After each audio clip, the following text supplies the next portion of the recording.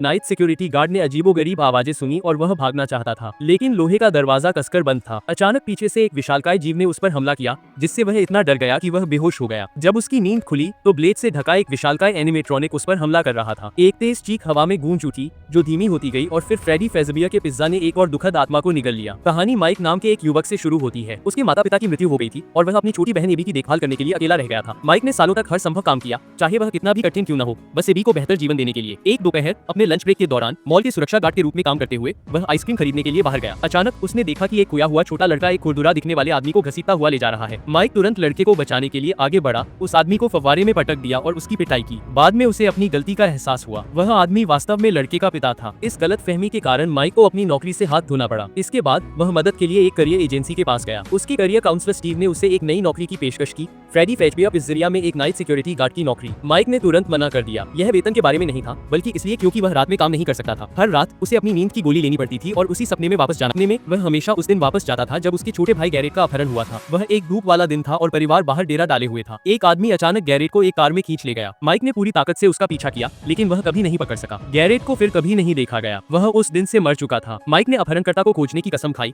लेकिन उसने ड्राइवर का चेहरा कभी नहीं देखा, इसलिए उसके पास बदला लेने के लिए कोई नहीं था। इसलिए उसने फ्रॉइड के स्वप्न सिद्धांत का अध्ययन करना शुरू किया, जिसमें कहा गया था कि सपने मानव अवचेतन की एक खिड़की है। माइक को उम्मीद थी कि वह अपने सपनों के माध्यम से ड्राइवर को ढूंढ लेगा, लेकिन रात में काम न करने की एक और वजह थी। एबी को बोलने में दिक्कत थी। वह अक्सर काल्पनिक दोस्तों के साथ खेलती थी, जिन्हें सिर्फ वह देख सकती थी। माइक को उसे घर पर अकेला छोड़ना सुरक्षित नहीं लगता था। एक दिन माइक को एबी के स्पेशल एजुकेशन स्कूल से फोन आया। जब वह वहां पहुंचा तो उसकी क्रूर आंटी जेन कागजात लेकर आई और माइक से एबी को अपनी कस्टडी देने को कहा। उसने धमकी भी दी कि अगर उसने मना किया तो वह उस पर हिंसा का मुकदमा कर देगी। माइक जानता था कि आंटी जेन को एबी की परवाह नहीं है, वह सिर्फ कस्टडी के साथ मिलने वाले सरकारी भत्ते चाहती थी। उस समय माइक में एबी की देखभाल करने की क्षमता नहीं थी। टीचर को उससे सहानुभूति थी और यह जानते हुए कि भाई बहन कितने करीब थे, उसने उसे सलाह दी, एक स्थिर नौकरी ढूंढो और जज तुम्हारे साथ होगा। उसी रात एबी को खोने से बचने के लिए माइक ने स्टीव को फोन किया और आखिरकार नाइट गार्ड की नौकरी स्वीकार कर ली। वह गांव की ओर निकल पड़ा और लंबे समय से बंद पड़ी फ्रेडी फेज़बियर पिज़्ज़ेरिया पहुंचा। उसका काम आसान लग रहा था, सुरक्षा मॉनिटर पर नजर रखना और घुसपैठियों को बाहर रखना। ऑफिस में दाखिल होते ही उसकी नजर एक वीडियो पर पड़ी जिस पर उसका नाम था। उसने टेप चलाया और पता चला कि पिज़्ज़ेरिया एक मशहूर जगह हुआ करती थी। बच्चे स्वादिष्ट पिज्जा खा सकते थे, लेटेस्ट वीडियो गेम खेल सकते थे और बड़े बड़े एनिमेट्रॉनिक मैस्कॉट का मनोरंजन कर सकते थे। लेकिन जैसे ही टेप में मैस्कॉट का परिचय दिया जाने वाला था, स्क्रीन स्थिर हो गई। माइक ने टीवी पर टैप किया, लेकिन कुछ नहीं हुआ। वह एक स्टोरेज कैबिनेट खोलने के लिए मुड़ा, तभी अंदर एक डरावनी जोकर की गुड़िया देखकर चौंक गया। जल्दी से उसका मुंह दीवार की तरफ करके उसने अपनी वर्दी पहनी और गश्त शुरू कर दी। उसने पाया कि मुख्य हॉल अच्छी तरह से संरक्षित था, बिल्कुल 1980 के दशक जैसा दिख रहा था, लेकिन एक दीवार अलग दिख रही थी। वह अब बच्चों के कई चित्रों से ढकी हुई थी। तभी कुछ दूर पर स्टेज से एक अजीब सी आवाज आई। माइक ने पर्दा उठाया और देखा कि इंसानों से भी लंबे कई एनिमेट्रॉनिक्स हैं। उसने सोचा कि यह बस एक यांत्रिक गड़बड़ी है और उसने इस पर ज्यादा ध्यान नहीं दिया। जब वह सुरक्षा कक्ष में वापस आया और धीरे धीरे झपकी लेने लगा तो सुबह के 3 बज चुके थे। हमेशा की तरह उसने गैरेट को ले जाने का सपना देखा, लेकिन इस बार 5 बच्चे उसके पीछे दिखाई दिए। उसने तुरंत पूछा कि क्या उनमें से किसी ने उस आदमी का चेहरा देखा है। बच्चे उसे केवल ठंडी नजरों से देखते रहे, कुछ नहीं बोले। जब माइक ने करीब जाने की कोशिश की तो वे अचानक तितर बितर हो गए और भाग गए। उसने उनका पीछा किया, लेकिन बहुत तेज दौड़ने के कारण वह एक चट्टान से टकरा गया। जैसे ही वह जमीन पर गिरा, उसकी नींद खुल गई। जब वह काम से घर आया तो दाई मैक्स सोफे पर लेटी हुई जाग रही थी। शर्मिंदा महसूस करते हुए माइक ने एबी की देखभाल के लिए मैक्स को तुरंत धन्यवाद दिया और वेतन मिलने पर बकाया फीस का भुगतान करने का वादा किया। मैक्स ने केवल एक कड़वी मुस्कान दी और कुछ नहीं कहा। सच तो यह था कि माइक पर बहुत अधिक पैसे बकाया थे, इसलिए आंटी जेन ने उसे पहले ही रिश्वत दे दी थी। मैक्स ने आंटी जेन को यह भी बताया कि माइक को एक नई नौकरी मिल गई है। आंटी जेन जानती थी कि इससे उनकी कस्टडी की लड़ाई पर असर पड़ेगा, इसलिए उन्होंने मैक्स के भाई जेफ को माइक की नौकरी बर्बाद करने और उसे फिर से बेरोजगार बनाने का आदेश दिया। दूसरी रात पिज़्ज़ेरिया के बाहर भारी बारिश हो रही थी। तब तक माइक गहरी नींद में सो चुका था। गैरेट को ले जाने के बाद 5 बच्चे फिर से दिखाई दिए। वह आगे बढ़ा और एक लड़के को पकड़ लिया, लेकिन लड़का अचानक मुड़ा और माइक के हाथ पर हुक से वार कर दिया। लड़के की आंखों से काला खून बह रहा था। माइक बुरे सपने से चौंक कर उठा और उसने दरवाजे पर दस्तक सुनी। वह वनेसा थी, एक पुलिस अधिकारी जो अपनी नियमित गश्त कर रही थी। कुछ बातें करने के बाद वनेसा ने उसके हाथ पर लगे खून की ओर इशारा किया। माइक यह जानकर दंग रह गया कि सपने में लगी चोट सच हो गई थी। दयालु वनेसा ने उसके घाव पर पट्टी बांधी और बताया कि पिज़्ज़ेरिया क्यों बंद हो गया। बच्चे अक्सर गायब हो जाते थे और कोई भी नाइट गार्ड ज्यादा देर नहीं टिकता था। ऐसा लगता था कि वहाँ भूत प्रेत हैं। उसका मतलब साफ था, वह इशारा कर रही थी कि माइक को नौकरी छोड़ देनी चाहिए, लेकिन माइक ने जवाब नहीं दिया। वह भूतों से नहीं डरता था। दरअसल उसे उम्मीद थी कि आत्माएं उसे गैरेट को अगवा करने वाले शख्स को खोजने में मदद करेगी। इसके बाद वेनेसा उसे स्टेज पर ले गई। उसने एक स्विच दबाया और संगीत बजने लगा। 4 एनिमेट्रॉनिक्स गाने और नाचने लगे। उनमें से एक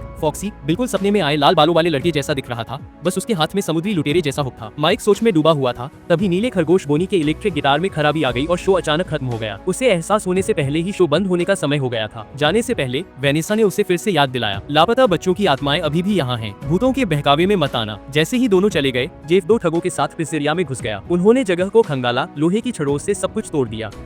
को खंगाला, लोहे की छड़ों से सब कुछ तोड़ दिया। एक ठग रसोई में घुसा और उसे फ्रिज के अंदर मिस्टर कपकेक नाम का एक एनिमेट्रॉनिक मिला। तभी उसे अपने पीछे एक शोर सुनाई दिया। जब वह फिर से मुड़ा तो मिस्टर कपकेक गायब हो चुके थे। अगले ही पल उसने देखा कि मिस्टर कपकेक एक और एनिमेट्रॉनिक चिका के हाथों में है। इससे पहले कि वह कुछ समझ पाता, मिस्टर कपकेक ने उसके चेहरे पर झपट्टा मारा और उसका दिमाग खा गया। एक और आदमी बगल से चुपके से सब देख रहा था। डरकर वह तुरंत एक अंधेरे स्टोरेज रूम में छिप गया। जब उसने लाइट जलाई तो उसने देखा कि बोनी उसके ठीक पीछे खड़ी है। जेफ ने उस आदमी की चीख सुनी। जब वह दौड़कर गया तो उस आदमी के टुकड़े टुकड़े हो चुके थे। बोनी धीरे से स्टोरेज रूम से बाहर निकली और उनकी नजरें मिली। जेफ अपनी जान बचाने के लिए भागा। वह पास के सिक्योरिटी रूम में घुस गया। मॉनिटर पर दो एनिमेट्रॉनिक्स घर का खेल खेल रहे थे। वह हैरान था, लगभग जम गया। एयर वेंट में एक जोरदार धमाका हुआ और वह वापस हकीकत में आ गया। वह तार की बाड़ की तरफ दौड़ा और देखा कि मिस्टर कपकेक लगभग रेंगते हुए बाहर आ रहा है, उसे टुकड़े टुकड़े करने वाला है। वह अभी भी कांप रहा था। तभी उसने अचानक देखा कि दरवाजा अपने आप खुल गया। वह सावधानी से बाहर निकला। ये देखकर राहत मिली कि आसपास कोई नहीं था, लेकिन फिर दरवाजा उसके पीछे जोर से बंद हो गया। भारी कदमों की आवाज और फॉक्सी ने उस पर झपट्टा मारा। चूंकि जेफ तक नहीं पहुंचा जा सका, मैक्स भी पिज्जेरिया गया। एक लड़के ने लोहे का गेट खोलने में उसकी मदद की और उसे स्टोरेज रूम तक ले गया। वहाँ एक विशालकाय एनिमेट्रॉनिक फ्रेडी खड़ा था। उसके शरीर के अंदर से लड़के की आवाज आई। मैक्स को लगा कि वह उसके साथ लुका छिपी खेल रहा है। वह फ्रेडी के करीब जाने के लिए एक कुर्सी पर चढ़ गई। अचानक एक छोटे से हाथ ने उसके बाल खींचे। उसका सिर तुरंत फट गया। इस बीच एबी को कस्टडी का पेपर मिल गया। उसे गलतफहमी हो गई। उसे लगा कि माइक उसे छोड़कर आंटी जेन को सौंपना चाहता है। माइक ने उसे समझाने की जल्दी की,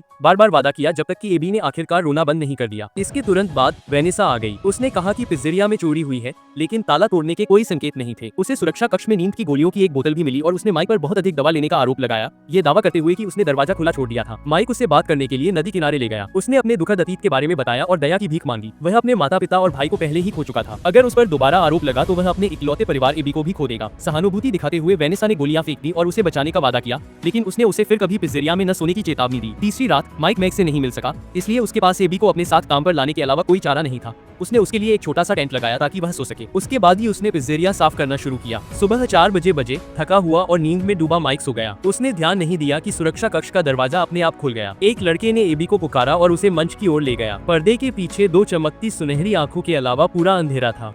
इस बीच माइक फिर से अपने सपने में आया। उसने एक सुनहरे बालों वाले लड़के को जमीन पर चित्र बनाते देखा। लड़के ने धीरे से ऊपर देखा और उससे कहा कि वह उसकी इच्छा पूरी कर सकता है, लेकिन एक कीमत पर। माइक बिना किसी हिचकिचाहट के मान गया। पलक झपकते ही लड़का गायब हो गया। माइक ने नीचे देखा और देखा कि लड़के ने एक खरगोश बनाया था। अचानक उसने एबी की चीख सुनी और तुरंत जाग गया। वह मुख्य हॉल में भाग गया और देखा कि एबी 4 एनिमेट्रॉनिक्स से घिरी हुई है। एक कुर्सी पकड़कर वह लड़ने के लिए तैयार था, लेकिन एबी ने उसे रोक दिया। पता चला कि वे उसे बिल्कुल भी चोट नहीं पहुंचा रहे थे, वे बस उसे गुदगुदी कर रहे थे। माइक ने करीब से देखा। एनिमेट्रॉनिक्स की हरकतें और हाव भाव लगभग इंसानों जैसे थे। हड्डियों ठंड लग गई। उसने एबी को तुरंत वहां से ले जाने का फैसला किया, लेकिन एबी को एनिमेट्रॉनिक्स बहुत पसंद थे। जाते समय उसने अनिच्छा से पीछे मुड़कर देखा और उन्हें दिल के आकार का चित्र भी दिया। घर जाकर माइक ने एबी के चित्रों को ध्यान से देखा। उसे यह देखकर झटका लगा कि उसके सपने में वही 5 बच्चे थे। उसे आखिरकार एहसास हुआ कि एबी को कभी संवाद करने में दिक्कत नहीं हुई। उसके अदृश्य दोस्त काल्पनिक नहीं थे, वे असली भूत थे। और भी अजीब बात ये थी कि उसने एबी को गैरेट के लापता होने के बारे में कभी नहीं बताया था। फिर भी उसने गैरेट के अपहरण का हुबहू दृश्य बनाया। एबी ने माइक को बताया कि एनिमेट्रॉनिक्स को उसके चित्रों में दिखने वाली आत्माएं नियंत्रित करती हैं। गैरेट के अपहरण के बारे में भी उन्होंने ही बताया था, लेकिन उन्होंने कभी नहीं बताया कि अपहरणकर्ता कौन था। उन्होंने केवल एक पीले खरगोश का जिक्र किया। चौथी रात को माइक एबी को वापस पिज्जेरिया ले आया। वेनेसा पहले ही आ गई थी। जब उसने एनिमेट्रॉनिक्स को आजादी से घूमते देखा तो उसे बिल्कुल भी आश्चर्य नहीं हुआ। ऐसा लग रहा था कि उसे हमेशा से उनका राज पता था। एबी खुशी खुशी दोनों को अपने साथ ले गई और एनिमेट्रॉनिक्स से मेज और कुर्सियों का इस्तेमाल करके एक महल बनाया। लेकिन खुशी के दिन ज्यादा दिन नहीं टिके। जब एबी ने बोनी के इलेक्ट्रिक गिटार को छुआ तो वह चौंक गई और बेहोश होकर जमीन पर गिर गई। गनीमत रही कि उसे ज्यादा चोट नहीं आई। वह जल्द ही जाग गई। वेनेसा ने माइक को चेताया कि पिज्जेरिया में रहना खतरनाक है। अगर वह अपनी जान जोखिम में डालना चाहता है तो ठीक है,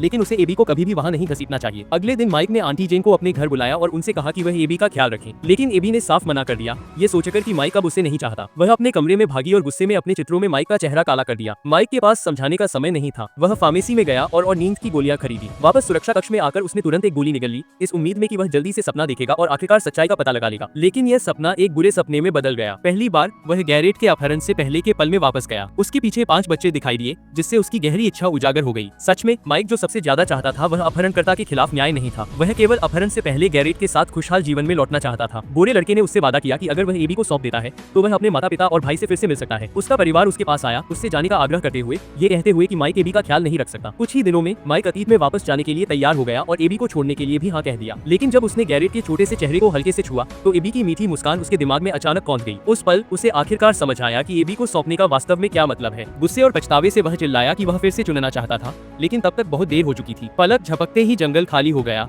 सिवाय माइक के। बच्चे प्रेत में बदल गए, उसके चारों ओर चक्कर लगा रहे थे, उसके शरीर को चीर रहे थे। वह दर्द से जागा, लेकिन खुद को गोदाम में बंधा हुआ पाया। ब्लेड से ढका फ्रेडी धीरे धीरे आ रहा था। मौत के कगार पर वह स्विच तक पहुंचने के लिए संघर्ष कर रहा था और आखिरी सेकंड में मुक्त हो गया। इधर उधर देखने पर उसे मैक्स और उसके भाई जेफ की लाशें दिखाई दी। माइक अपनी पूरी ताकत से भागा, लेकिन उसके पूरे शरीर पर घाव थे। वह बहुत धीमा था। फॉक्सी ने जल्दी से उसका पीछा किया। इस बीच गोरा लड़का एबी के घर में एक क्षतिग्रस्त पीले फ्रेडी एनिमेट्रॉनिक के साथ दिखाई दिया। यह दिखावा करते हुए कि यह एक खेल है, उसने एबी को अपने साथ आने का लालच दिया। जाने से पहले उसने देखा कि आंटी जेन फर्श पर चुपचाप लेटी हुई हैं। लड़का मंद मंद मुस्कुराया और बोला, आंटी जेन बहुत गहरी नींद सोती थी। मासूम एबी को नहीं पता था कि आंटी जेन की मौत हो चुकी है। वह पीले फ्रेडी के पीछे पीछे पिज्जरिया की ओर जाने वाली टैक्सी में बैठ गई। उसी समय बुरी तरह से घायल माइक को वेनेसा ने बचाया और पुलिस स्टेशन के सप्लाई रूम में उसके घावों की पट्टी हो रही थी। जब वह उठा तो वह पछतावे से भर गया और वेनेसा की चेतावनियों को न मानने और उनके बहकावे में आने के लिए खुद को दोषी ठहराया। उसने सपने में की गई हर बात को कबूल कर लिया और कहा कि उसे नहीं पता था कि वे एबी के साथ क्या करने वाले हैं। वेनेसा का चेहरा डर से पीला पड़ गया। उसने बताया कि एनिमेट्रॉनिक्स के अंदर न केवल बच्चों की आत्माएं थीं, बल्कि उनकी सड़ी गली लाशें भी थीं। उसने चेतावनी दी कि एबी जल्द ही उनमें से एक बन जाएगी। सच तो यह है कि बच्चों का कभी किसी को नुकसान पहुंचाने का इरादा नहीं था। असली खलनायक एफ्टन नाम का एक आदमी था जो पीले खरगोश का सूट पहनता था। उससे बच्चों की हत्या करने और उनकी आत्माओं को फंसाने में मजा आता था। किसी तरह उसने उन सभी को मिटा दिया। माइक जितना ज्यादा सुनता गया वह उतना ही परेशान होता गया। उसने वेनेसा से पूछा कि उसे ये सब कैसे पता है। शर्मिंदगी से उसने एक तस्वीर निकाली। आफ्टन उसके पिता थे। माइक ने तस्वीर में दिख रहे हवाई जहाज को तुरंत पहचान लिया। वही हवाई जहाज जिसे गैरेट ने उस दिन पकड़ा हुआ था जब उसका अपहरण हुआ था। वेनेसा ने तुरंत बताया कि जब वह पहली बार माइक से मिली थी तो वह आफ्टन को नहीं जानती थी और गैरेट को ले गई थी। उसके साथ ज्यादा समय बिताने के बाद ही उसे सच्चाई पर शक हुआ। अपने पिता के पापों का प्रायश्चित करने के लिए उसने माइक को एबी को बचाने में मदद करने का फैसला किया। उसने उसे एक स्टन बैटन और एक टेजर गन दी और कहा कि एनिमेट्रॉनिक्स को झटका देने से उनके सर्किट बाधित हो सकते हैं और वे अस्थायी रूप से रुक सकते हैं। लेकिन उसने उसके साथ जाने से इनकार कर दिया। वह आफ्टन का सामना करने से बहुत डरती थी और अपने पिता से लड़ना बर्दाश्त नहीं कर सकती थी। घावों से लथपथ माइक के पास अकेले जाने के अलावा कोई चारा नहीं था। वह एयर वेंट से रेंगता हुआ पिज्जरिया में घुस गया। स्टेज पर पहुंचते ही उसने देखा कि चिका एबी को ले जा रही है गोदाम की ओर। स्टेज पर फ्रेडी और बोनी खड़े थे। माइक ने जल्दी से उनके पैरों पर पानी डाला, फिर स्टेज पर बिजली का झटका दिया जिससे वे दोनों बेहोश हो गए। उस पल चिका का चेहरा गुस्से से विकृत हो गया। उसने एबी को पकड़ लिया और उसे स्प्रिंग लॉक वाले एनिमेट्रॉनिक सूट में ठूसने की कोशिश की। अंदर जो भी होता उसे धीरे धीरे चीरकर खून से लथपथ कर दिया जाता। किस्मत से माइक ठीक समय पर पहुंच गया। उसने चिका को टेस्ट किया और एबी को बचा लिया, लेकिन इससे पहले कि वे दूर जा पाते मिस्टर कपकेक ने हमला कर दिया और माइक के टखने पर जोर से काट लिया। एनिमेट्रॉनिक्स के फिर से शुरू होने के डर से माइक ने एबी को पहले भागने के लिए कहा। फिर उसने मिस्टर कपकेक को लात मारकर दूर कर दिया और उसके मुंह में स्टन बैटन डाल दिया। इस बीच फॉक्सी बाहर निकलने का रास्ता रोक रही थी। एबी के पास भागने के लिए कोई जगह नहीं थी, इसलिए वह एक बॉल पिट के अंदर छिप गई। फॉक्सी ने जल्द ही उसकी सांस सुनी और अंदर पहुंच गया, लेकिन इससे पहले से कट लग गया। एबी को बचाने के लिए वेनेसा ठीक समय पर पहुंच गई थी।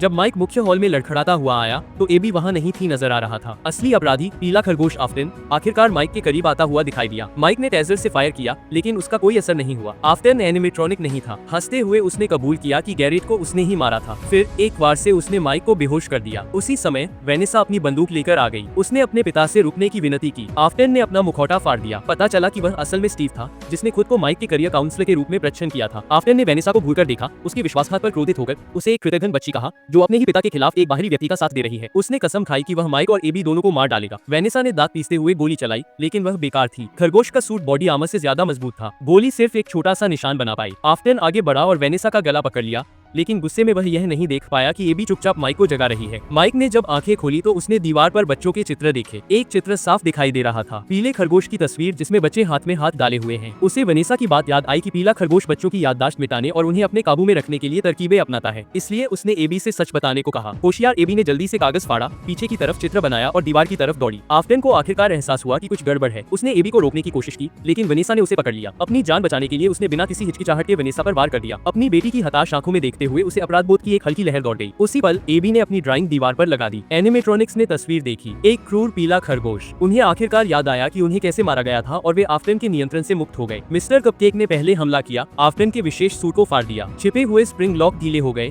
जिससे उसकी पसलियों और पेट में धातु के कीड़े घुस गईं। आफ्टन दर्द से कांपने लगा। मरने से पहले उसने खरगोश का सिर फिर से पहन लिया और भूत बनकर लौटने और एनिमेट्रॉनिक रखने की कसम खाई। माइक और एबी घायल वेनेसा के साथ भागने का मौका पाते हैं। आफ्टन को गोदाम में खींच लिया जाता है। उसकी आत्मा जीवित रह सकती है, लेकिन उसे हमेशा के लिए अंतहीन पीड़ा झेलनी पड़ेगी। माइक और एबी सामान्य जीवन में लौट आते हैं। उसके बाद से एबी ने कभी अपने अदृश्य दोस्तों का जिक्र नहीं किया। वह खुशमिजाज और जीवंत हो गई। हालांकि बेचारी वेनेसा कोमा में चली गई। उसका शरीर जीवित था, लेकिन उसकी आत्मा कहीं और चली गई थी। कभी कभी एबी को पिज्जेरिया में अपने दोस्तों की याद आती है और वह उनसे फिर से मिलना चाहती है, लेकिन माइक हमेशा विषय बदल देता है। आखिरकार कोई नहीं जानता था कि वे अकेली आत्माएं निर्दोष रहेंगी या अंततः किसी और अंधेरे में बदल जाएंगी। फ्रेडी फेज़बिया के पिज्जेरिया में अगला आगंतुक शायद कभी जीवित न निकले। आखिरी दृश्य में एक टैक्सी ड्राइवर अपनी कार में आराम कर रहा था। उसने खिड़की पर दस्तक सुनी और अधीर होकर बोला कि उसे ड्यूटी से छुट्टी है। जब उसने अपना सिर घुमाया तो उसने देखा कि यात्री सीट पर एक जोकर एनिमेट्रॉनिक